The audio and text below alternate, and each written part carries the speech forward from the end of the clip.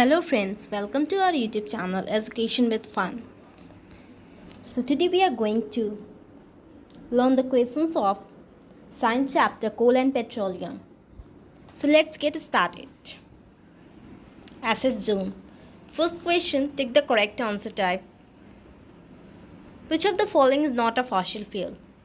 The options are coal, petroleum, natural gas, solar energy. Then the answer is option number D, solar energy. The next question is the process of separating useful products from petroleum is called. The options are fractional distillation, refining, condensation, or crystallization. The answer is fractional distillation. Then the next question is a dark color liquid with an unpleasant smell obtained from coal is. First option is kerosene, then coal tar, alcohol, or glycerin. Then the answer is option number B, coal tar. Fourth question is anaerobic condition means. The options are absence of air, absence of carbon, absence of nitrogen, or absence of helium.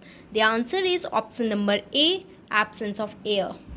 The next question is which of the following is called black gold? Black gold किसे कहा जाता है?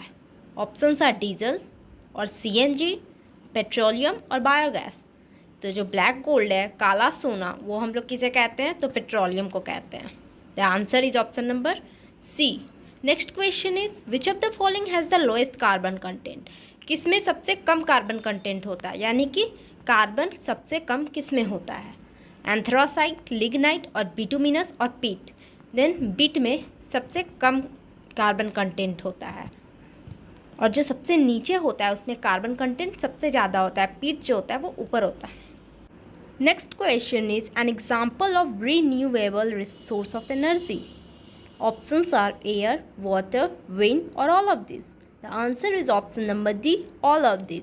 इसमें पूछा गया है renewable source of energy का कौन सा एग्जाम्पल है. तो इसमें सारे रीन्यूएबल सोर्स ऑफ एनर्जी के एग्जाम्पल है. एयर भी है, वाटर भी है, विंड भी है, जो कभी खत्म नहीं हो सकता, जिसे हम लोग बार बार यूज़ कर सकते हैं. उसे हम लोग कहते हैं renewable source of energy. 8th question is petroleum is obtained from rocks, minerals, ocean bed और forest. The answer is option number C, ocean bed. 9th question is a fuel should, fuel जो होता है उसे कैसा होना चाहिए? Have high calorific value. Then yes. Be cost effective. Yes. easy to handle. Yes. The answer is option number D, all of these. Next question is the fossil fuels are renewable resources, non-renewable resources, both of these or none of these. Fossil fuels जो होते हैं वो renewable resource होते हैं? तो नहीं, fossil fuels खत्म हो सकते हैं, इसीलिए इसका वाइज यूज़ करना चाहिए. तो ये नॉन रिन्यूएबल रिसोर्सेज हैं. Then fill in the blanks type question. The first question is a fuel produces dash on combustion. Fuel को जब हम लोग प्रोड्यूस करते हैं तो वो क्या, फ्यूल जब जलता है फ्यूल तो वो क्या प्रोड्यूस करता है? तो हीट प्रोड्यूस करता है. Heat is a form of energy. तो हीट और energy. And what is obtain from coal and is used for construction of roads. तो कोल से बहुत सारा ऑब्टेन होता है, कोल tar, कोल गैस, ठीक है. तो जो रोड के कंस्ट्रक्शन में काम आता है वो क्या है? कोल tar. Next question is what is obtain from fractional distillation of petroleum and is used for making shoe polish. तो फ्रैक्शनल डिस्टिलेशन ऑफ पेट्रोलियम से भी बहुत कुछ पाया जाता है. तो इसमें पूछा गया है कि कौन क्या पाया जाता है जो शू पॉलिश में यूज़ होता है. The answer is paraffin wax. Next question is what are obtain from coal. Coal से क्या क्या पाया जाता है? देन कोल से coke, coal tar and coal gas. Next question is which natural resources which are present in abundance and can be replenished are called. Then the answer is renewable resources. Now give one word for the following. First question is type of pollution caused by burning of fossil fuels. The answer is air pollution. हम लोग fossil fuels जलाते हैं तो किस प्रकार का pollution होता है? तो वो एयर पॉल्यूशन होता है. Natural gas mainly contains this gas. Natural gas जो होता है वो मेनली कौन से गैस को कंटेन करता है? Then the answer is methane, that is CH4. Next question is by this process different products are obtain from petroleum. कौन सा प्रोसेस है जिससे हम लोग पेट्रोलियम से अलग अलग तरह का प्रोडक्ट हम लोग निकाल सकते हैं? The answer is fractional distillation. Fourth question is the amount of energy produced by burning 1 gram of a fuel is? The answer is calorific value. Fifth question, I am obtained from petroleum. I am used in winters to repair cracked skin. ये बोल रहा है कि ये जो है petroleum से पाया जाता है और ये किस लिए यूज़ होता है?